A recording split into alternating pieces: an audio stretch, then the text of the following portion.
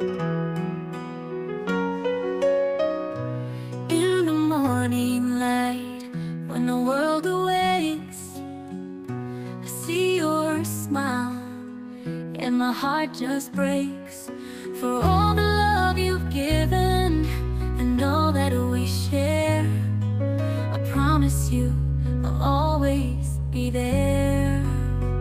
I'll love you always, through the highs and the lows, in every season as our story grows. No matter what comes, no matter what stays, you're my forever. I'll love you always.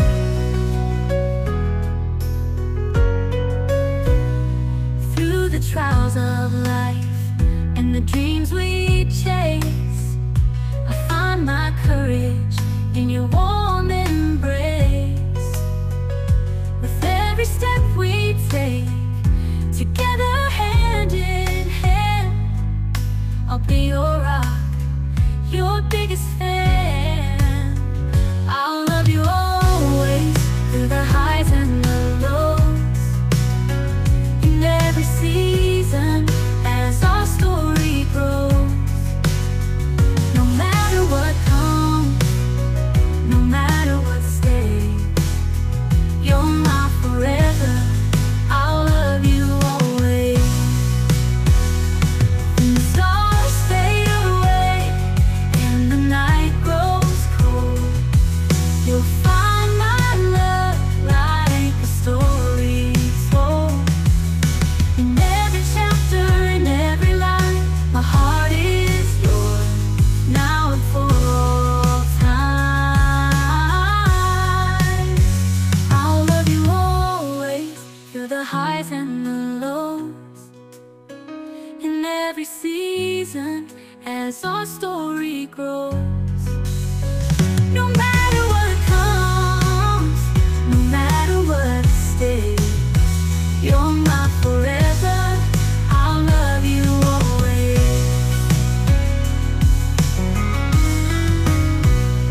As we journey on and the years go by, with you, my love, I'll reach for the sky. With every beat of my heart and in all my days, I promise you I'll love you always. As we journey on and the years go by, with you, my love, I'll reach for the sky. With every beat of my heart and in all my days, I promise you I'll love you always.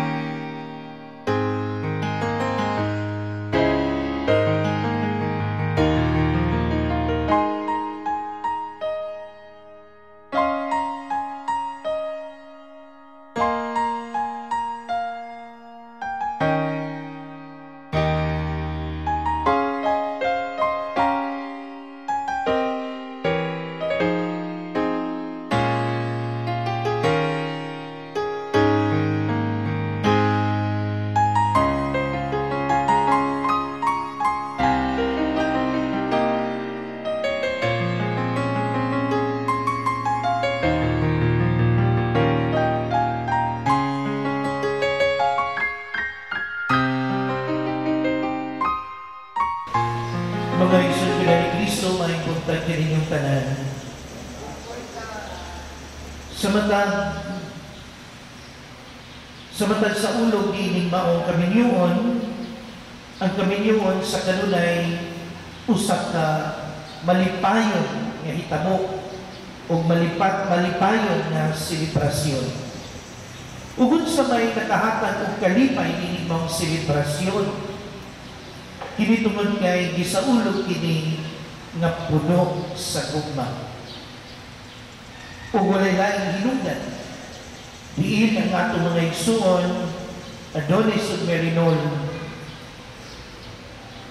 mipaso o mihatag sa ilang kaugalingon diha sa altar sa atong Ginoo. Tungod kay naghigugma ay sila sa usag-usag o buot sila nga kining gugma nga ilang gipanagsaluhan, pagalikunon, bendisyonan, isolidify diha sa gugma sa Dios. Mga ang atong tawhanon nga gugma usahay puno sa kondisyon. Ang tawhanon nga gugma limitado. Ang tawhanon nga gugma imperfect. Kapag taliwala nini mga imperfections of our human love, sayo nila nga ang grasya sa Dios o ang gugma sa Dios maoy muligon o muhigpit diinin pa ang tawhanon gugma. And that is why our celebration is not just only in matrimony, or it is not just only a celebration of marriage, but this is also a celebration of a sacrament of Jesus. Tungod kay diining maong pagka-sakramento, diining maong kabinyon, kini nagpahidugdog ka nato sa atong tawhanon ng mga kahuyangon. At pagkaliwala sa mga kahuyangon, iligod, isolidify kita diha sa gugma ni Kristo. Mga iining mong sakramento, anaa ang assurance 100% sa presensya ni Kristo diha diining maong panagtiayon sa bana ug asawa ug tungod diini ang una ninyong responsibilidad mao ang pag-amuma, pagpalambo o pagpamuna pinaagi diining maong grasya, pinaagi sa kabalaan sa kinabuhi. And that is the first responsibility of a husband and wife, that being bounded, being bind, niinig maong sakramento sa kaminyoon, ang inyong kinabuhi, mamahimo, modelo, saksi, diha sa gugma ni Kristo. Kung sahod kini, pinaagi sa pagbalaan sa inyong kinabuhi. That is your first task. Apan kung saan man ninyo pagbalaan sa inyong kinabuhi, taliwala sa inyo ang taliwala sa atong tawhanon, kahuyangon, o limitasyon. Una, renew your love every day. Renew. Kamo nga mga maninoy-maninoy ninyo, mga senior citizen o manunod halos, nawasa ko agaw. Hindi pa yun senior, may kami camera. Ngutan ko ninyo, when was the last time you say, you express your love to your husband, to your wife? Tapos alas kanino mo, I love you. I love you, ma. I love you, ma. I love you, darling. When was the last time? Oh, isinisi na mo, no? Kaya, wala na mo kahibalo, di na mo kahilong-dong, kung kanusa mo naka, last time na tingong I love you. Tingali, kini mga batanon, murag pirmi pa, pero magkatiguan, usahay, malimot na. Hindi na magaling magduo. magtagsan maling kwarto, magtagsan magali o factory. Pero nga nung ikinahanglan man nga ang gugma kanunay nga i-renew. Dili lang kay ika-25th year, ariya ko mag-renewal o vows. Ini 50th year, ariya ko mag-renew o vows. No! Every day should be renewed. Kaya ni anong pag-renew sa inyong gugma sa mga makanunayon, kini usab magpahinumdum sa gugma sa Dios nga inyong naangkon sa panahon nga kamo gikasal. Muna nga, every day you wake up in the morning, always say, I love you. Every time, mulakaw mo, padulong mo sining trabahuan, say, I love you. And when you come back from your work, balik mo sining balay, say, I love you. And before you sleep, say, I love you. Mura mag-corny pa na. Mura dito corny. Pero, pinaagi ni ining bahina, pinaagi ni makanunayon nga pagpahilumdumay sa usab-usan niya ng mga gugma, diha usab, butubo, mulambo, ang grasa sa gugma nga inyong ipanagsaluhan panahon sa inyong kaminyo. Sulayin ko na ninyo. Sulayin ninyo. Ako, man.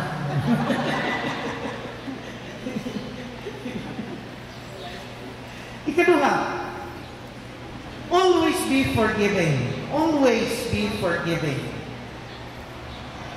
And humble enough nga mo angkon kita diha sa atong mga kakulangon sa atong kinabuhi. Remember, there is no perfect husband, no perfect wife, no perfect family. Nabitaw po'y kaila, namangkay na yun hangtod karon.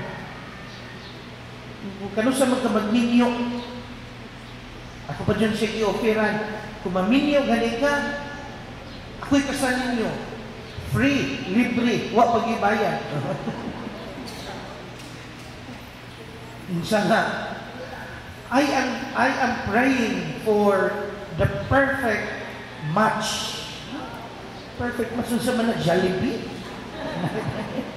Match kung sana. Perfect match.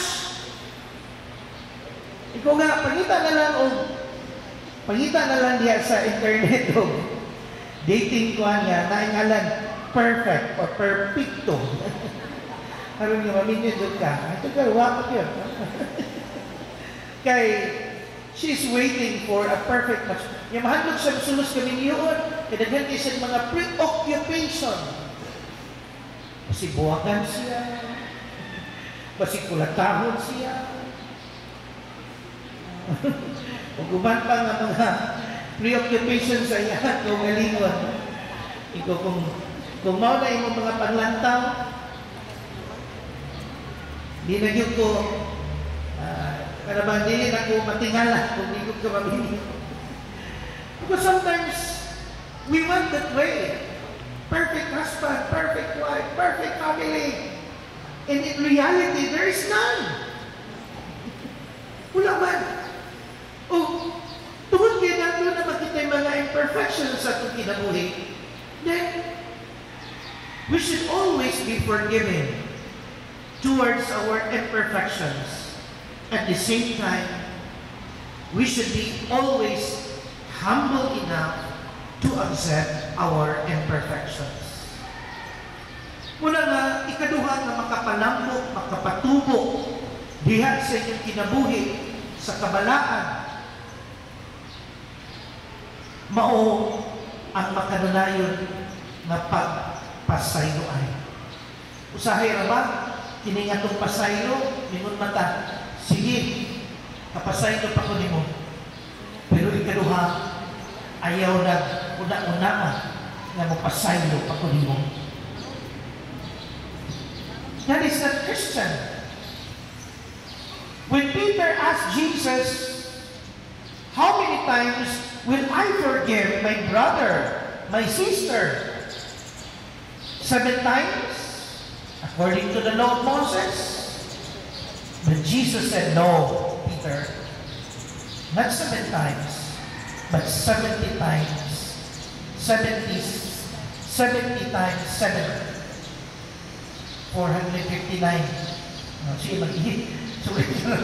Sige na kay-ihap. Oh, kahon. 459. 70 times 7. Pero buti pa sabot ni Jesus, nga diyan sa atong kinabuhi, kita na nakadawat sa mga unlimited na pasaylo sa Ginoo, unlimited nga gugma sa Ginoo, kita usab muhatag og unlimited na pasaylo diha sa usab-usab. Unless there is no forgiveness, there will be no seemingly perfect relationship. Seemingly perfect relationship. Una ngayon mo si San Pablo, yung siya, kung makasala mo, ngadto sa isig katawo, ayaw paabuta, nga musalot ang adlaw, nga dili ka mo magkauli. Tinuod, adunay mga panaglalisay usahay, diha sa pamilya, diha sa banang asawa. Apan, hinumdumi, dili unta kini, mamahimong triggering device, diha sa panagbulan. Kudili, mamahimo kini na challenge sa usag-usag to exercise your love and forgiveness. And lastly, ang kabinyon dili mo tubo, dili mo lambo kung walay pag-ampo. Prayer. Because prayer is our connection to God. Prayer is our relationship to God. And so when we relate to God, we also receive the grace of relationship diha sa banang asawa. Yung may mga naman mo, usahay, kining mga bana, di kay tigduol o simbahan. Hinibahon kayong asawa, mayingon, ratugon ng asawa, iapila ko ampo, iapila ko sa ibong pagsimba.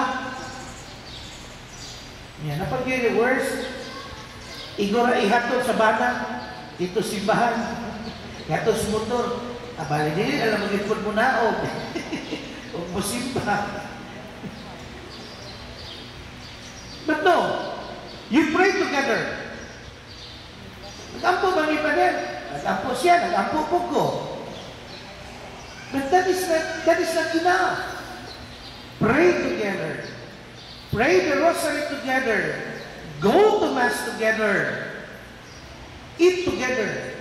And before you eat together, pray together.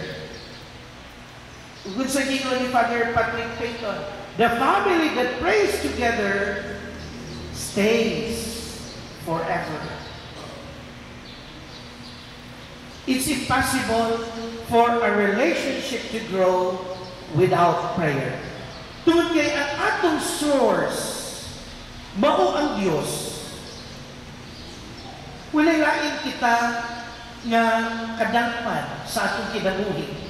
Kada bitaw ato ang mga cellphone, inig magluba, ato man ang i-charge sa source, sa energy. Una nga, kung ang banang asawa mag-ampo kanunay, magdibusyon kanunay, bisan kaliwala sa mga tentasyon sa kinabuhi, mulambo, mutubo ang inyong panaghiusa. So, make a prayer your priority and the first fruit of the day. Dili kay mag-ampo ra. Inig panahon sa kalisdanan, sa kinabuhi. Moro ba ni sakit na itong mga Pinoy? Kung mukilat na, ali at pagtanguros. Kilat na nagalog-log, nguros tayo. Pero ikaw mo'y naigo atong kilat. Ano saan pa niyo pagpanguros? Patay na. O mali kasagaran na to. Kung naragaling mga kalamidad, mapulo na yung mga simbahan. Kaya mag-ampo. Panahon sa kalisod, makahinong pag Ginoo. Pero no. Malisod, masayod, panahon sa kalipay o kasubo sa kinabuhi, kita kanunay mo connect ngadto sa Ginoo diha sa atong pangako. So again, in the letter of St. Paul, ingon siya, pray without ceasing. Pray unceasingly. Because only through prayer, only through our connection to a God who loves us, forgives us, and a God who brought you here in this sacrament of holy matrimony, maoy sukaranan, source, diha sa atong ikinahanglan adlaw-adlaw. Let prayer as the first priority of the day, as your first fruit of the day. Dili kay mao yatong himuon nga pinakalas. Nagampo magmo. Nga katulog na nagakayo, ikan ka sa trabahoan, ikan ka laro-laroy. Mingon na lang ka, Lord, thank you. Muros dayon. Hagog dayon. No. Pagmata sa buntan, pray. And if possible, attend the Mass every day. If not, do not skip Mass on Sunday. Because in the Eucharist, we receive truly the real presence of Jesus. Na diha sa tuang kinabuhi na makasalanan, kinabuhi nga daghan ng mga imperfections, apan atong gikaon, atong gipasulod si Kristo nga balaan. Kung pinaagi na ng balaan, ang lawas ni Kristo nga atong ikalawan, ang atong kinabuhi usap, matakdan diha sa kabalaan ni Kristo. So, with our prayers in this gathering, in the celebration of the Eucharist, we pray for our brother Adonis, akong sangay,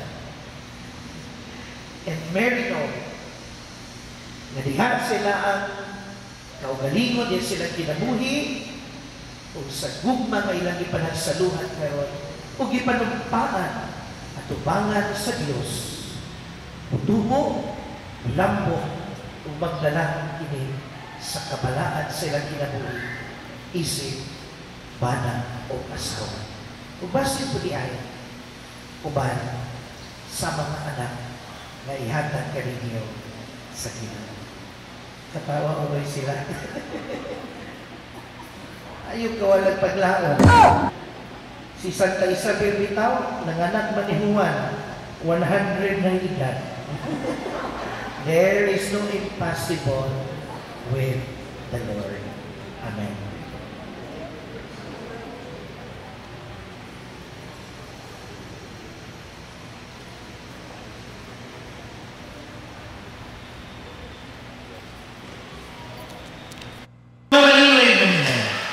Hangyon ko kamo sa pagtino, luyo sa kaslunan, aron pagsaksi sa ilang mga saan. O kamo mga igsoon, hangyon ko kamo sa pagtabang kanila pinagi sa iyong mga pag-ampo o sa pagdawat kanila na bagong kinasal diha sa atong katilimbang Kristohanon. Musa, Adonis ug Glenn, hangyon ko kamo karon sa pagtubag sa tinuray ni ining musulod ng pangutanan. Mary Norman Glenn, miyali ba ikaw sa imong kabubuton aron pagbukos kanunay sa imong kaugalingon diha sa paghigugma o pag-alagad sa imong bana? Adonis, miyali ba ikaw sa imong kabubuton aron pagbukos kanunay sa imong kaugalingon diha sa paghigugma o pag-alagad sa imong asawa? Tumalon ba ninyong duha? Ang pag-agap sa mga anak ay hatag kaninyo sa Diyos aron mahimong mga maayong Kristiyanos in case.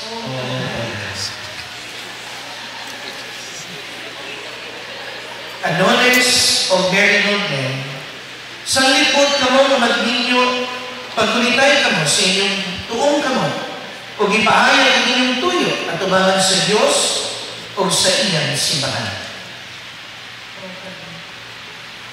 Tubangan ang duha kayo, ay sa aray na ibutang sa lang tuhan. Kala, okay.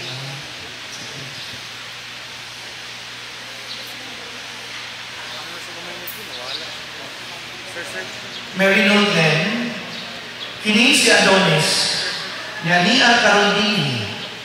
Dawaton ba nimo siya nga imong bana sumala sa lagda sa Panginahan Santa Iglesia? Uyon ka ba na iyang asawa? Dawaton mo ba siya nga imong bana? Adonis, kini si Mary Norman, nga niya karon dinhi, dawaton ba nimo siya nga imong asawa sumala sa lagda sa Panginahan Santa Iglesia? Uyon ka ba na iyang bana? Dawaton mo ba siya nga imong asawa?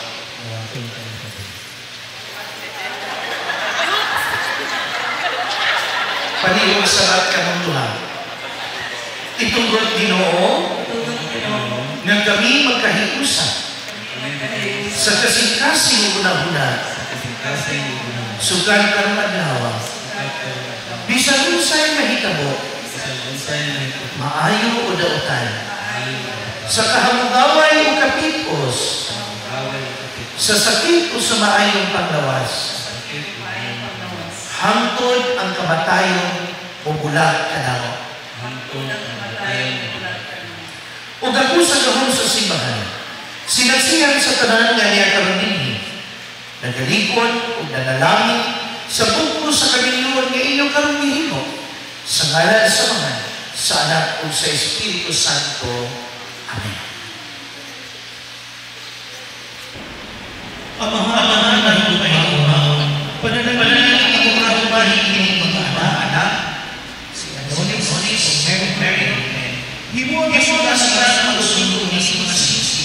May isa kang pwede at siya sa ikos na walay-walay sukot na pagkapagkakatinunaan. Hindi ang ay matay. Pinagin si Kristo ang tayo ko. Amahan ang malululoy. Panalangin ang kapilitin mo ang mga kalakad. Hatag-asay sila sa harang kapitan na maulit ko na may inakasakas. Aron madalang tinamulay ko ay nasa pusan. Hindi ang ay matay. Pinagin si Kristo ang tayo ko.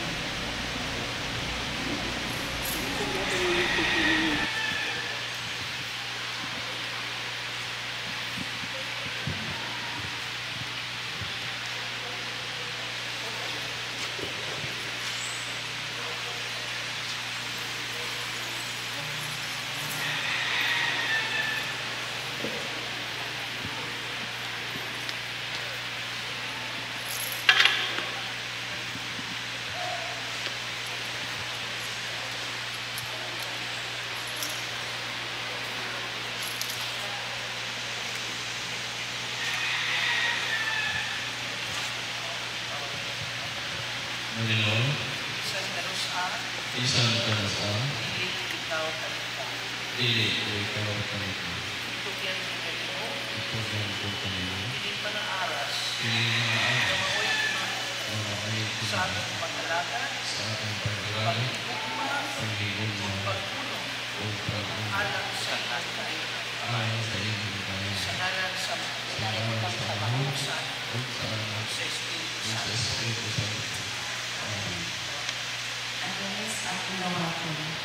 Pinabasaan ako, Pinabasaan ako, na makikitabayan na nakikilalayan ka sa rin gustong pag-abot, sa gusto paggabi, pagkakabayan, pagpapagaling, alang sa alang sa aking paggaling.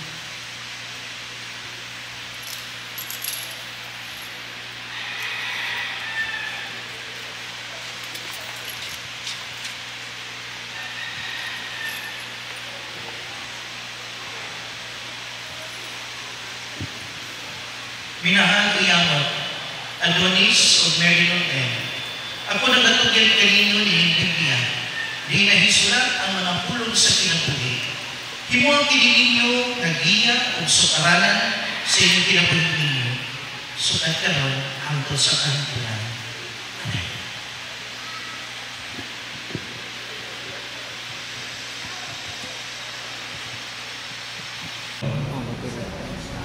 Isang kanasa,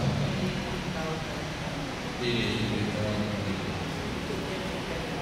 Itugan ko kanino, hindi mga aras, mga ay kumain sa aking pagdalaga,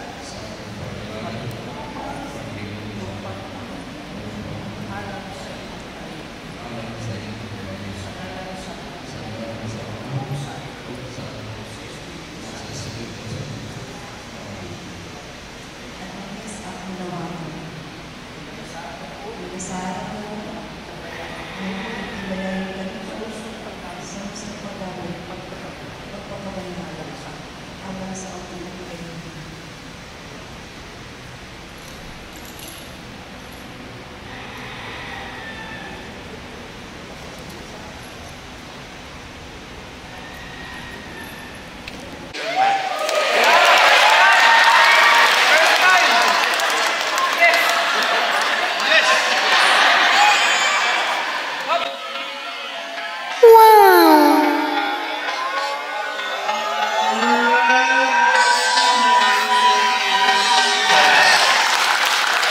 Palihog manindog alang sa katapusang panalangin.